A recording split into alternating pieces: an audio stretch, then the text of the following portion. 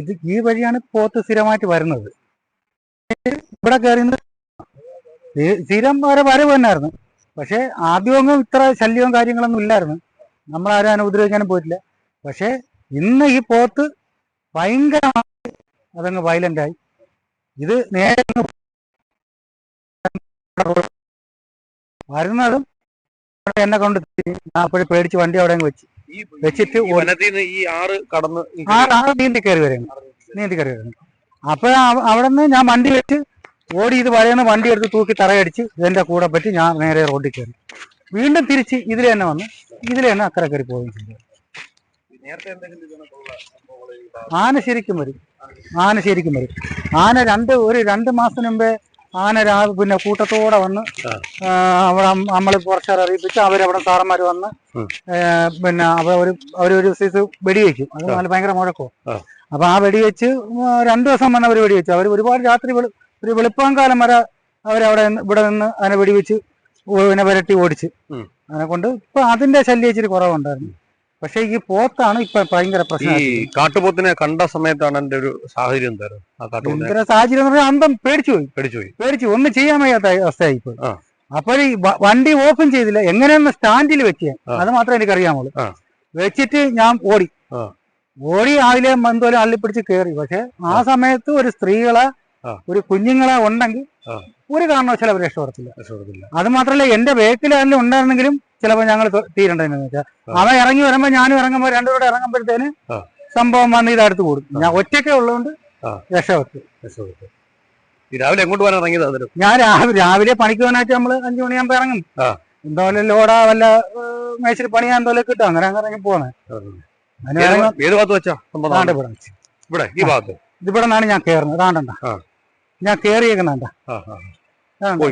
അതാണ്ടണ്ട പോത്ത് ചവിട്ടിയേക്കുന്നുണ്ട. ഇവിടം വരെ വന്ന് പോത്ത്. ഞാൻ അപ്പൊ ഇതിലേ കയറി ഇതുകൊണ്ട് ആ കുറ്റിയിൽ പോത്ത് കിട്ടുന്നു.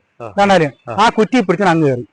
അപ്പോഴ് എന്റെ വണ്ടി എടുക്കുന്നത് കണ്ട് ഇവിടെ വെച്ച് വണ്ടി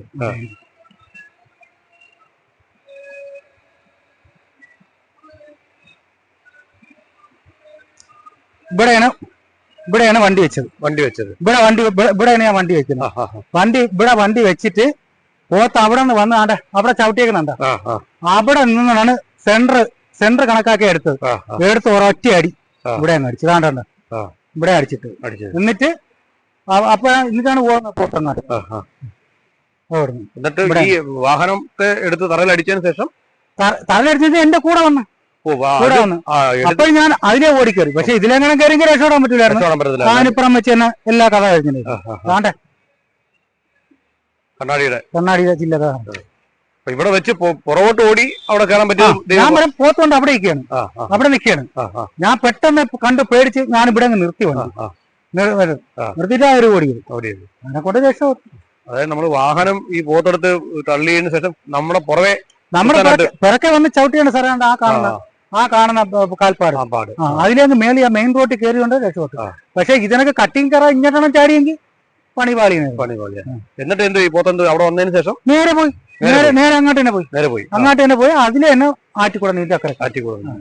പിന്നെ ഞാൻ അതിലേക്ക് ഇറങ്ങി വന്നിട്ട് അവിടെ നിന്ന് ഇല്ല പാറയിൽ പോയോണ്ട് നോക്കി അക്കരെ കയറണം.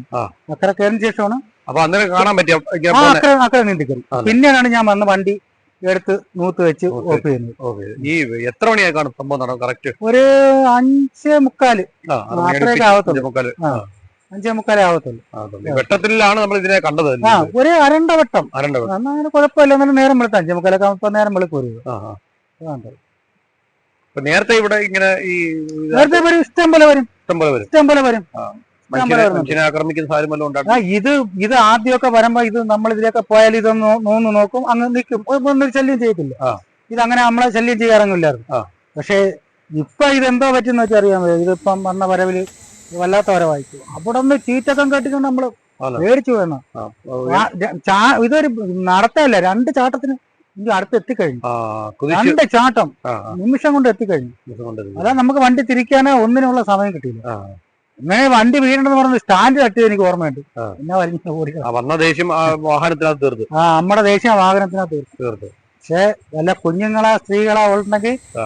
ഇന്ന് ഇവിടെ ഇതല്ലായിരുന്നു. അതാണ് നമ്മൾ ആലോചിക്കേണ്ട കാര്യം. എന്തായാലും ജീവൻ തിരിച്ചു കിട്ടിയ ഒരു ജീവൻ ആശ്വാസം. തിരിച്ചു കിട്ടി. ഇനിയെങ്കിലും ആ. ഇത് കണ്ടോണ്ടിരിക്കുന്ന ഇനിയിപ്പോ രാവിലെ പോണെന്ന് ഇതുണ്ടോ? അല്ല, നമ്മക്കെണിച്ച് പോയല്ലേ പോയി. വേറെ വഴിയില്ലല്ലോ സാറേ, വേറെ വഴിയില്ലല്ലോ. നമുക്ക് ഇതിലുള്ള വഴിയാണ് ഉള്ളത്. അപ്പൊ ഇനിയെങ്കിലും ഇത് കണ്ടെങ്കിൽ എന്തെങ്കിലും അധികാരികൾ ഇത് കണ്ടൊരു ഇത് കേറാതെയുള്ള സോളാറാ എന്തെങ്കിലും ഒരു വേലി നമ്മള് ഏതാണ്ടൊരു 31 കുടുംബങ്ങളുണ്ട്, 31 വീട്ടുകാരുണ്ട്. അപ്പൊ അവിടെ നിന്ന് ഈ കുഞ്ഞുങ്ങളായാലും ഓരോരുത്തർ രാവിലെ പിന്നെ ഇവിടെ പള്ളിയിൽ പോണ കുഞ്ഞുങ്ങളുണ്ട്, അവര് പഠിക്കാനായിട്ട്. അപ്പം അതിന് ഓതാൻ പോകുന്ന കുഞ്ഞുങ്ങളുണ്ട്, അല്ലാതെ ട്യൂഷന് പോകുന്ന കൊച്ചുങ്ങളുണ്ട്. ഇവരെല്ലാരും ബൈക്കിനകത്താണ് അവരോരോ കൊച്ചുങ്ങളെ പൊടിപ്പിള്ളേരെ കൊണ്ടാക്കുന്നത്. അപ്പം ഇതേ ഉള്ളു വഴി, വേറെ ഒരു വഴി നമുക്കില്ല. ഇനിയെങ്കിലും ഞങ്ങൾ എന്നിട്ട് എന്തുമാത്രം കഷ്ടപ്പെട്ടാ ഇത് കിടന്ന് ഈ കാടൊക്കെ വെട്ടി തെളിച്ച്, അത് ഇവിടെ സാറന്മാർക്ക് അറിയാം, ഇവിടെയുള്ള അഞ്ചുള്ള സാറൻ ഫോറസ്റ്റിനൊക്കെ അറിയാം. ഞങ്ങൾ എന്നെ കഷ്ടപ്പെട്ട് എല്ലാം വൃത്തിയാക്കിയിട്ടേക്കായിരുന്നു ഇത് കയറാതിരിക്കാൻ വേണ്ടി. പക്ഷെ ഭാഗ്യം കൊണ്ട് നമ്മൾ രക്ഷപ്പെട്ടാറ്. പിന്നെ വണ്ടിയെല്ലാം പൊളിഞ്ഞു പോയി.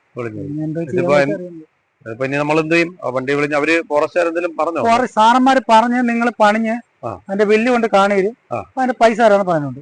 തരുന്നില്ലെന്ന് അതൊന്നും അറിയാൻ ഇല്ല. എന്തായാലും അവരപ്പോഴേ വിളിച്ചപ്പോഴേ അവരപ്പോഴേ വിളിച്ചപ്പം വരികയും ചെയ്തു. അവർ നമ്മുടെ അടുത്ത് മാന്യമായിട്ട് ഇടപെടുകയും ചെയ്തു. അപ്പൊ സാറപ്പോഴേ അവരൊരു ഉല്ലാസാർ ഒരു 5 മിനിറ്റിനകം വെച്ച് ഇവിടെ എത്തിക്കഴിഞ്ഞ് പറഞ്ഞ് അനി കുഴപ്പമില്ല, എന്തായാലും ഇതിനൊക്കെ വേറെ പറ്റില്ല എന്ന് പറഞ്ഞു. അതിനെ കൊണ്ട്